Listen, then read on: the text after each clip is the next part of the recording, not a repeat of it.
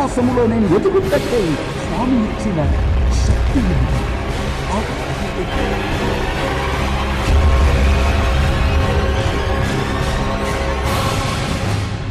యేసుక్రీస్తునాథుని యందు దేవుని ప్రియమైన బిడ్డలారా, మనమందరము ప్రభు క్రీస్తుని రాకడ కోసం వేచి ఉన్నాము. యేసుక్రీస్తు ఇమ్మానువేలు, రమ్ము అని పిలుస్తూ ఉంటున్నాం. స్తోత్రం. కానీ దేవుని ప్రియమైన బిడ్డలారా, ఆ ప్రభుని మనం పొందుకొని ఆ ప్రభుతో మనం జీవించాలంటే మనం చేయవలసిన కార్యాలు కొన్ని ఉన్నాయి. వాటిలో ఒకటిది, మనిషి తన్ను తాను గమనించాలి. తన ఆలోచనలను గమనించాలి. మనల్ని వెదక్కి వస్తున్న ఆ ప్రభుని చూడాలి. ఆయన తెలుసుకోవాలి. ఆయన ఎవరు, ఎందుకు మన దగ్గరికి వస్తున్నారు, మన జీవితంలో ఏమి చేయాలని వస్తున్నారు. కనుక ఆ దేవుని మనం స్వీకరించుకొని జీవింప మన హృదయములను మనం తయారు చేసుకుంటాం. హోషేయ గ్రంథం 4వ అధ్యాయం 6వ వచనంలో ప్రవక్త తెలియచేస్తున్నాడు, నా ప్రజలు జీవించుటకు ఎన్నుకొనబడిన బిడ్డలు, వారు తన్ను తాను తెలుసుకోవటలేదు కాబట్టి వారు తన్ను తాను ప్రభులో నడిపించలేకపోతున్నారు.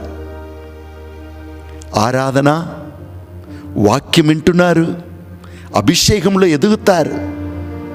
కానీ వారు ప్రత్యేక ప్రైవేట్ జీవితంను చూసిన అన్ని రకమైన ఆటంకాలు, శోధనలు చిక్కుకొని దాన్ని బయటకు రాలేకపోతున్నారు. కారణం ఏమిటి? తన్ను తాను ఎవడు తెలుసుకోలేదో వారు తన్ను తాను అర్థం చేసుకోలేరు. తన్ను తాను అర్థం చేసుకోలేని వారు తన్ను తాను ఉన్నతమైన దానికి అర్పించలేరు. మన జీవితమే ఎంతగా మనం అర్పిస్తామో అంతగా అభిషేకంలో ఎదుగుతాం. తన్ను తాను అర్పించలేని వారు ఆ ఉన్నతమైన మహిమగల రాజుని అభిషేకంలో పాల్గొనలేరు. దేవుడు మనల్ని పిలుస్తున్నారు. కొన్ని నిమిషాలు మనమున్న చోటలోనే చేతులు పైకి లేపి ఆ దేవుని మన మధ్యలోనికి ఆహ్వానిస్తాం. అయ్యా, మాతో ఉండాలని, మా హృదయములో నీవు నివసించాలని, మమ్ము నీ ఆలయముగా మార్చుకొని ఉండాలని, పరలోకమును వదలి మా చెందకు వస్తున్న ఇమ్మానువేలు మిమ్మల్ని ఎలా స్తుతించి ఆరాధించేదమయ్యా, మిమ్ము ఆరాధించి మిమ్ము గణపరిచేదమయ్యా, మేము ప్రేమిస్తున్నామయ్యా. ఓ ప్రేమామూర్తి, నీకు వందనాలు. మీరు ఉన్న చోటులోనే 2 చేతుల పైకి లేపి మీ ప్రేమను ఆ యేసయ్యకు తెలియచేయండి. ఆయన మీతో మాట్లాడమని అడగండి. నిన్నే ప్రేమింతును యేసయ్యా, మమ్ము వెదక్కి నువ్వు వస్తున్నావా? నిన్నే గణపరతును, నిన్నే ప్రేమింతును, నిన్నే గణపరతును.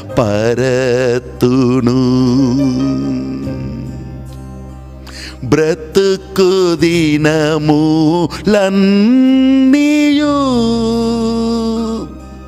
నిన్నే ప్రేమింతును.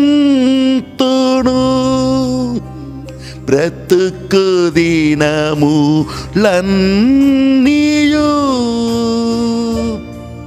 నిన్నే ప్రేమింతును. నీ ప్రేమను తలంచుకొంటూ నిన్నే ఆరాధింతును. నిన్నే ప్రేమింతును, నిన్నే గణపరతును. రండి ప్రభు ఇమ్మానువేలు రండి ప్రభు ఇమ్మానువేల్, రండి ప్రభు ఇమ్మానువేలు, రండి ప్రభు ఇమ్మానువేలు. హల్లెలూయా,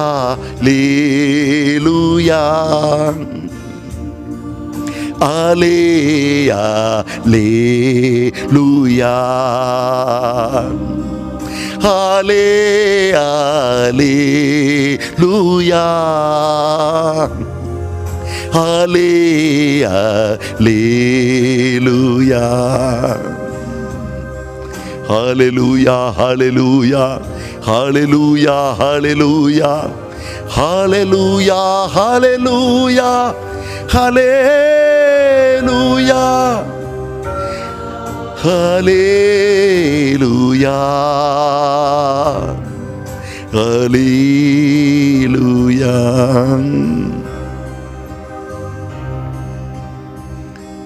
దేవుడు మానవుని ఈ భూమిలో సృజించినను, ఆ మానవుని ఎంతగానో ప్రేమించి ఈ భూమికి వచ్చినను, ఇంకను మానవుడు ఆ ప్రభులో ఎదగలేకపోతున్నాడు.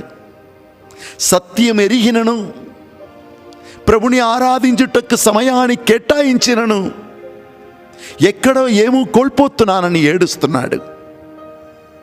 దావీదు అన్నాడు 139వ కీర్తన 23వ వచనంలో, ప్రభువా నన్ను నేను తెలుసుకొను, జ్ఞానం నాకివ్వుము. నీకు ప్రియం లేనిది నాలో ఏదైనా ఉన్నచో దానిని నా నుండి తీసివేయుము. ప్రభువా నన్ను నేను తెలుసుకొని నీ మార్గములో నడువ కృపణీయుము. అవును, మనిషి తన్ను తాను తెలుసుకోవాలి. తన్ను ప్రేమించుటకు వచ్చి ఉన్న ఆ యేసుని తెలుసుకోవాలి. తాను ఎందుకు ఈ లోకంలో ఉన్నాను, నా జీవితంలో జరుగుతున్నది ఏమిటి అని ఆ ప్రభు జ్ఞానము ద్వారా మనం తెలుసుకోవాలి. చాలామంది జీవిత పయనంలో జరుగుతున్న దాన్ని గమనించి వారిని వారు పట్టుకుంటారు. నాకేమాగుతుంది, ఎందుకు ఇలా ఆగుతుంది, నేను ఏం చేయాలి, ఎందుకు అని ఏడుస్తారు.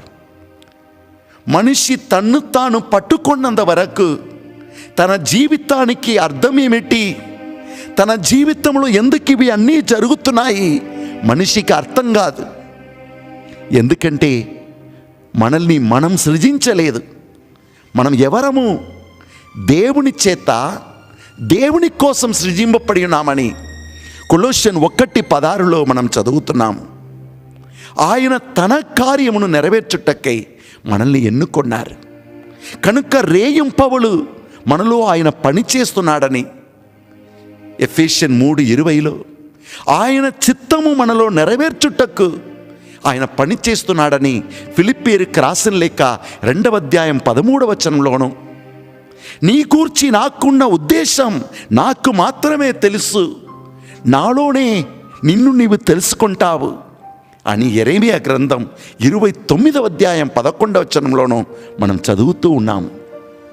దేవుని ప్రియమైన బిడ్డ, ఈ ఆగమన కాలంలో మనం ఎవరము అని తెలుసుకోవటం చాలా ముఖ్యం. యెషయా గ్రంథం 63వ అధ్యాయము 16-17 వచనంలో చదివామంటే 16వ వచనంలో ప్రవక్త ఇట్లు చెప్తున్నాడు. మానవుడు దేవునితో ఇట్లా మాట్లాడుతున్నాడు మాట, దేవా నీవు నా తండ్రివి, నీ చేతిలో ఉన్న మట్టి నేను, నీవు కుమ్మరివి, నీవు నన్ను మలచుము ప్రార్థిస్తున్నాడు. కానీ 17వ వచనం చూశానంటే అదే మనిషి ఆ దేవునితో అంటున్నాడు, దేవా నీ నుండి ఎందుకు దూరముగా వెళ్ళిపోతున్నాను? ఎందుకు నేను దూరముగా వెళ్ళుటకు అనుమతిస్తున్నావు? నేను గణపరచలేకపోతున్నాను నా జీవితం ద్వారా.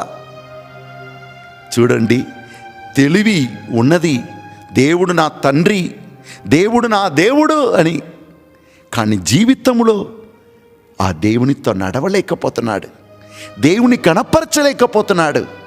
కారణం ఏమిటి?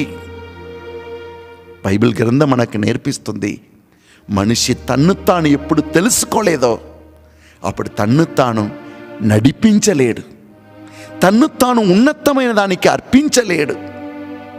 అవును, అందుకే దేవుడు మనమందరినీ ఆహ్వానిస్తున్నారు. యెషయా గ్రంథం 64వ అధ్యాయం 6వ వచనంలో ఆయన పలుకుతున్నాడు, స్వామి మేమందరము ఈ లోకమనే వేడిలో ఎండిపోయిన ఆకులు వలె మారిపోయాము. 63వ అధ్యాయం 16వ వచనంలో చెప్తున్నాడు, దేవుడు ఎవరని జ్ఞానమున్నది. 64వ అధ్యాయం 1వ వచనంలో చెప్తున్నాడు, దేవుడు పరలోకమును విడిచిపెట్టి నాతో ఉండుటకు వస్తున్నాడు. ఇవి అన్నీ తెలిసి కూడా నేను నన్ను తెలుసుకోలేదు కాబట్టి, నాకని ఒక లోకాన్ని ఏర్పరచుకున్నాను కాబట్టి, దేవునికి ప్రీతికరమైనది ఏది దాన్ని నీ గమనించుటకు నాకు టైం లేదు కాబట్టి నా జీవితంను నేను నడిపించలేకపోతున్నాను. కనుక వినిన వాక్యమును నా జీవితంలో జీవించలేకపోతున్నాను. వాక్యం వినుటకెళ్తున్నాను, బాగుంది, దేవునికి స్తోత్రం అంటాను, నోట్స్ రాసుకుంటాను, కానీ జీవించలేకపోతున్నాను. అందుకే యెరెమీయా ప్రవక్త యెరెమీయా గ్రంథం 6వ అధ్యాయం 16వ వచనంలో ఏం చెప్తున్నాడు?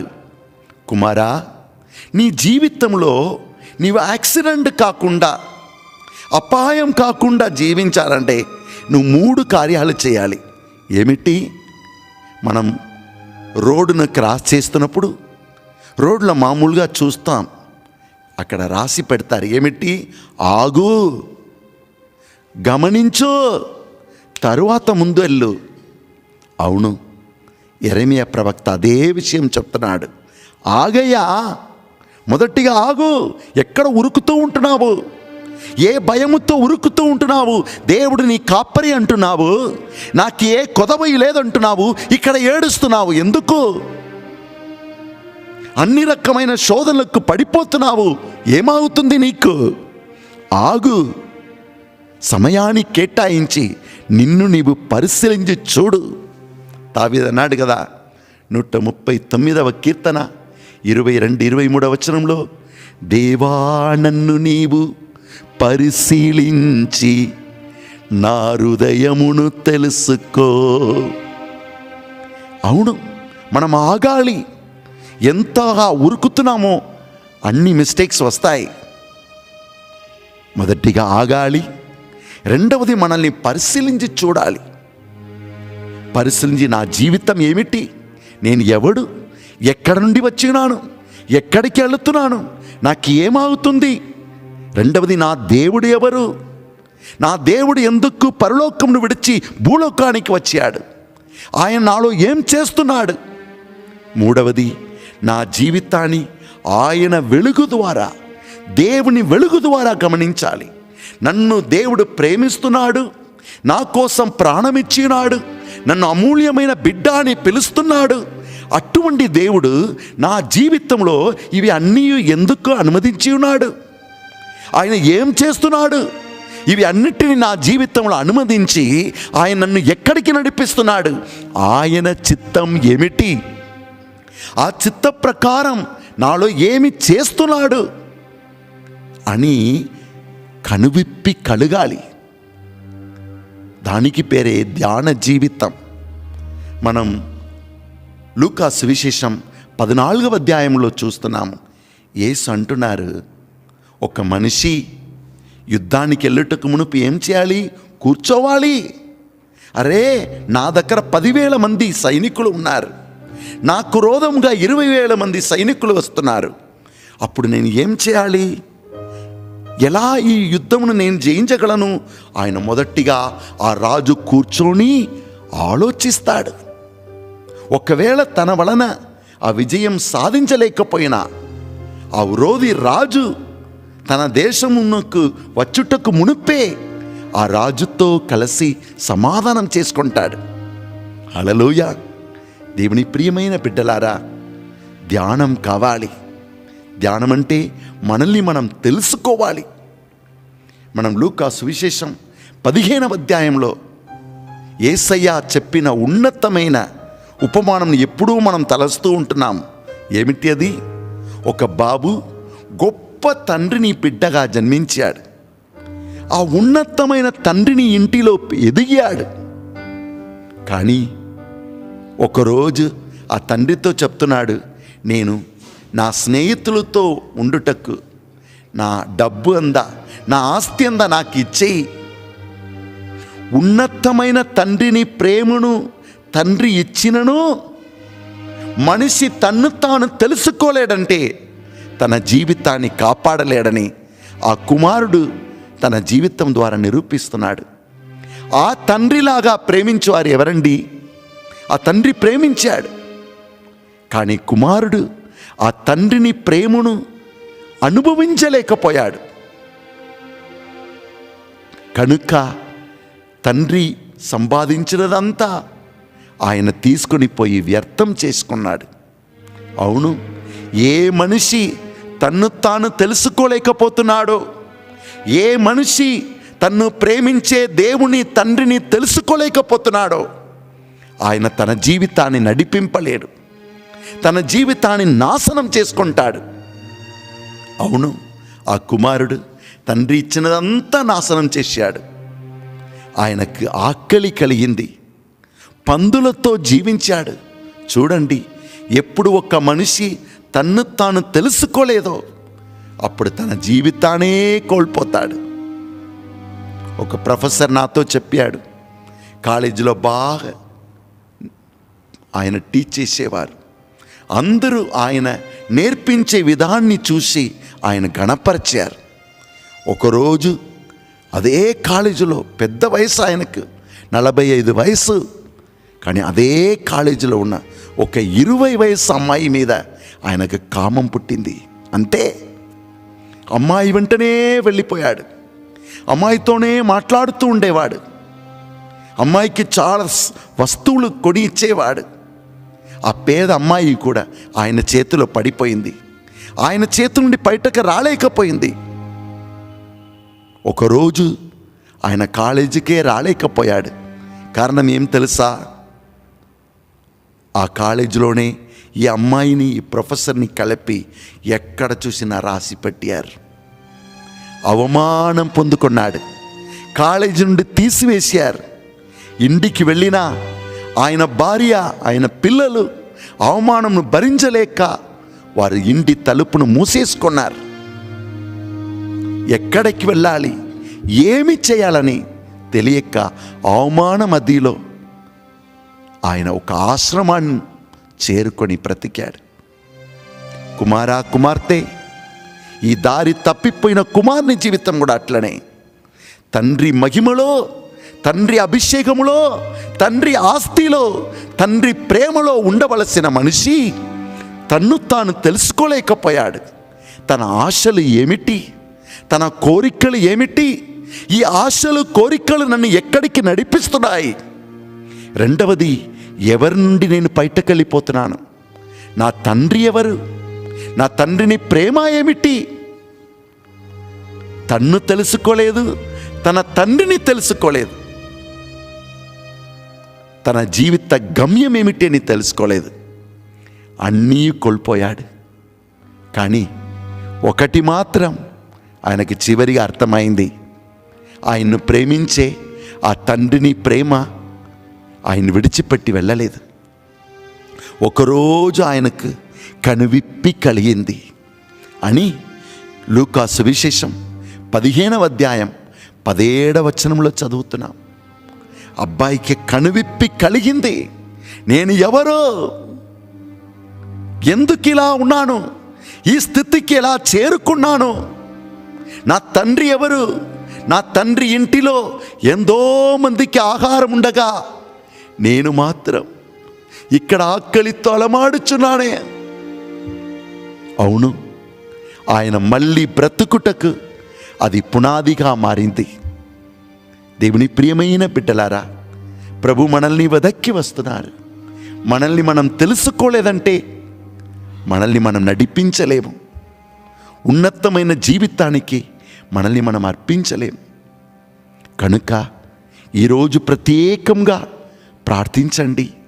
సమయాన్ని కేటాయించి మీరు కూర్చొని మీరు ఎవరని తెలుసుకోనండి. మీ జీవితం ఏమాగుతుందని తెలుసుకోనండి. మిమ్మల్ని మీరు అడగండి, ఎక్కడికి వెళుతున్నారు? దేవుడిచ్చిన ఉన్నతమైన జీవితంతో మీరు ఏం చేసుకుంటున్నారు? ఎక్కడ ఆడుకుంటున్నారు? మిమ్మల్ని తెలుసుకోండి. రెండవది, కీర్తన 46:10 పలుకుతుంది, ప్రశాంతముగా ఉండి నేను నీ దేవుడని తెలుసుకో అని. రెండవది, మిమ్మలను వెదక్కి మీతో ఉండుటకు వచ్చిన ఆ ఇమ్మానువేలు ఎవరు? ఎందుకు వస్తున్నారు? ఆయన మీ జీవితంను ఏం చేయబోతున్నారు? ఆలోచించి ఆ ప్రభుని తెలుసుకోండి. మూడవది, మీ జీవితం మీది కాదు, దేవుడు మీకు ఈ జీవమును ఇచ్చినారు. మీరు ఎక్కడ ఉండాలో అవి అన్నీ ఆయన డీటెయిల్గా తెలుసుకొని ఇచ్చి ఉన్నారు. మీరు ఎన్నాళ్ళు భూమిలో జీవించబోతున్నారు ఆయనకు తెలుసు. 139వ కీర్తన 15-16 పలుకుతుంది, మీరు జన్మించుటకు మునుపే ఎక్కడ జన్మిస్తారు? ఈ లోకంలో ఏం చేయబోతున్నారు? ఎప్పుడు ఈ భూమిని విడిచిపెట్టి వెళ్ళబోతున్నారు? అన్నీ తెలుసు. కుమారా, ఉన్నతమైన దర్శనముతో ఈ లోకానికి వచ్చినావు. ఉన్నతమైన దేవుని కార్యమును నెరవేర్చుటకు వచ్చినావు. మిమ్మల్ని మీరు తెలుసుకోలేదంటే, మీ జీవితంలో దేవుడు ఏం చేస్తున్నారని మీరు కూర్చొని మీ దేవుని కార్యములను వాక్యము ద్వారా చదివి తెలుసుకోలేదంటే మిమ్మల్ని మీరు నడిపించలేరు. అందుకే భక్తుడు పాడుచున్నాడు, ఈ లోకములో జీవించుట ఒకేసారి, జీవించిన ఉన్నత జీవితం జీవించాలి. ఈ లోకములో జీవించుట ఒకేసారి, జీవించిన ఉన్నత జీవితం జీవించాలి. అందరూ కలిసిపోవు చోట ఈ మట్టిలోనికే, ఈ భూమిలో ఉన్నంత కాలం సుగంధ పువ్వులా ఉండాలి. ఈ భూమిలో ఉన్నంత కాలం సుగంధ పువ్వులా ఉండాలి. ఓ నరుడా, మానవుడా, ఓ నరుడా, మానవుడా, ఆరాధనా, ఆరాధనా, ఆరాధనా, ఆరాధనా. ఉన్న చోటలోనే మోకరించి మిమ్మల్ని అర్పించండి. నాయనా, నన్ను నేను తెలుసుకోకుండా, నన్ను ప్రేమించి నాతో ఉండుటకు వస్తున్న నిన్ను తెలుసుకోకుండా, నా జీవితంలో జరిగేదంతా నీ చిత్త ప్రకారం జరుగుతుంది. నీవు నన్ను ఏం చేస్తున్నావని నీ సంకల్పమును తెలుసుకోలేక, అయ్యా నేను నన్ను కోల్పోతున్నానయ్యా, రండి యేసు ఇమ్మానువేలు నన్ను నడిపించుమయ్యా, జ్ఞానములో నడిపించుమయ్యా, ధ్యాన జీవితంలో నిన్ను తెలుసుకునే భాగ్యమివ్వుము. నీ చిత్తాన్ని తెలుసుకొని నీ చిత్తానికి నన్ను అర్పించే కృప ఇవ్వమని ప్రార్థించండి. హల్లెలూయా, హల్లెలూయా, హల్లెలూయా, హల్లెలూయా, హల్లెలూయా, హల్లెలూయా, హల్లెలూయా, హల్లెలూయా. తలలో ఎడమ వైపు వేదనతో ఉన్న వారిని యేసు తాకి గుణపరుస్తున్నారు. అట్లనే హృదయంలో వేదనతో ఉన్నవారిని, కిడ్నీ వేదనతో బాధపడుతున్న వారిని ఆశీర్వదిస్తున్నారు. ఎవరు ఆ పుష్పాని బిడ్డను యేసు ప్రత్యేకంగా దీవిస్తున్నారు. అన్నిటినీ కోల్పోయాలని ఏడుస్తున్న 17 మందిని ఆశీర్వదిస్తున్నారు. కుమారా, నీవు నన్ను కోల్పోకుండా ఉన్నంత వరకు నీవు ఏమీ కోల్పోలేదు. ధైర్యం వహింపుము, నేను నీతో సదా ఉన్నాను, నీకని బంగారు భవిష్యత్తును ఉంచినానంటున్నాడు. ఆయనకు మేము అర్పించండి, ఆయనలో జీవించండి. ఎవరో ఒకరిని వెనుక భాగంలో ముళ్ళు పొడిచినట్లు వారికి అటువంటి వేదన ఉన్నది. ఇప్పుడే యేసుక్రీస్తుని దివ్య రక్తం వారిని తాకి గుణపరుస్తుంది. స్తోత్ర నాయన. నీ వాక్యం వింటున్న ప్రతి బిడ్డను ఆశీర్వదించుమయ్యా. Thank you lord. ఉద్యోగం లేని వారికి ఉద్యోగం దయచేయు, సంతానం లేని వారికి సంతానం దయచేయు. నీ పరిశుద్ధ ఆత్మతో నీ బిడ్డల్ని అభిషేకించు.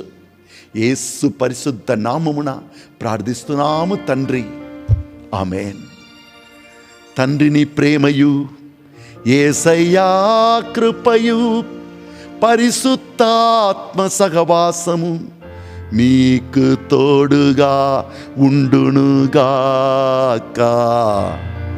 ఆమేన్, ఆమేన్. Praise the lord.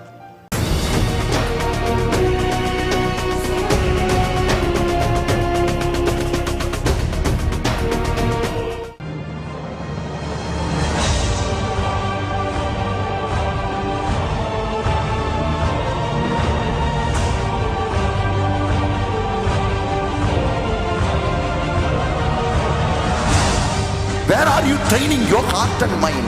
అనారోగ్యంతో బాధపడుతున్నారా? కుటుంబ సమస్యలతో వేదన పడుతున్నారా? ఆర్థిక ఇబ్బందులతో సతమతమవుతున్నారా? మీ జీవితంలో ఎన్నో శ్రమలను అనుభవిస్తున్నారా? దురాత్మ చేతబడి శక్తులతో పీడింపబడుతున్నారా? ఆధ్యాత్మికంగా ఎదగాలని, పరిశుద్ధాత్మతో నింపబడాలని ఆశపడుతున్నారా? అయితే రండి, మన పరిశుద్ధాత్మ కేంద్రం నందు ప్రతి ఆదివారం ఉదయం 9 గంటల నుండి సాయంత్రం 4 గంటల వరకు జరిగే స్వస్థత ప్రార్థనలో పాల్గొని దేవుని నిండైన దీవెనలు పొందండి. నేను నీకు బలమై ఉన్నాను బిడ్డ.